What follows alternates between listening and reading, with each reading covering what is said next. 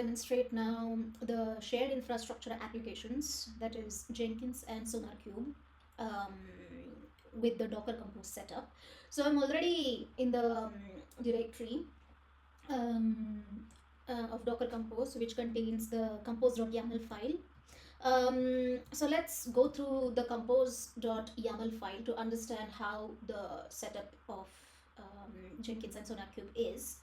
So let me show it in the VS Code. So these are the services Jenkins controller. For this, the Docker image will be built locally, and the Docker file is in this directory, Jenkins controller, which contains the list of plugins which need to be installed for Jenkins controller, and the cask file, which has the SAML config, SonarQube, and Vault config. Okay, then the Jenkins worker. So Jenkins worker also has a Docker file in this directory. So Jenkins worker Docker file. Here, basically, we are going to execute the SonarQube scan from the Jenkins. So we need to have a SonarQube or Sonar Scanner CLI installed on the worker node. So this is what the basically Docker file will do. It will install the scanner CLI.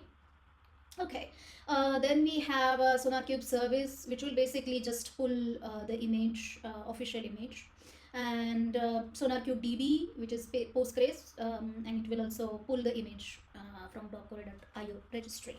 Okay, so this is the setup which is defined in the compose.yaml file. Now, let me go through Docker desktop terminal, and I will now execute the command docker compose up from the directory where the compose.yaml file is.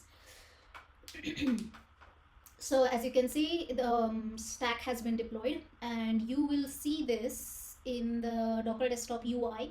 So if you see, I will minimize this. Okay, so this one is the Docker compose stack, name nb shared infra, and the nb Jenkins controller container. So if you click on it, you'll see the logs. So it is currently the Jenkins is not up yet as per the logs. Also, you can see the SonarQube log, so not sure. And you also see the links where the services has been exposed. So as you can see, I'm able to log in the Jenkins. It is up and running. Now let's see the SonarQube, whether this is up and running. Yeah, it is up and running. Okay. Now, as you can see, I'm using the SAML configuration. So in order to log in using single sign-on, I have updated the SAML configuration for the VRM Jenkins clone app. So I have updated the reply URL. I have added localhost 8080, and that's how I'm able to log in.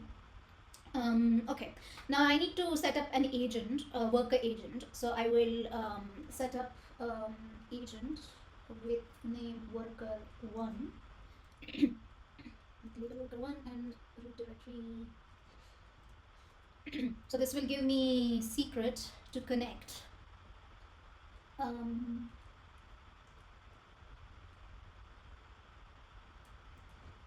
So I will execute this command, which will export the Jenkins agent secret, and then I will restart the Jenkins worker container with this command. As you can see, this has been recreated, and if I go now, you see the worker agent has been connected. Okay, now this is the Jenkins setup. Now let's set up the SonarQube. The version of SonarQube 25, it needs to we need to reset the password, the default password. So we'll reset the default password. Okay, so now I'm logged in with the admin user. I will configure the webhook, Jenkins webhook. So then we'll add this. So as you can see, this is actually, since if you let me, so the Jenkins service in the Docker Compose and the SonarQube service in the Docker Compose share the same network, and that's why they can connect internally. So this is the service name where the Jenkins controller is running at port 8080, and SonarQube can directly access it using the service name. Okay, and second secret. Okay, so in task file, this webhook secret is already in place. What is not in place is basically the token for scanning. So I will create, sorry, cancel the token.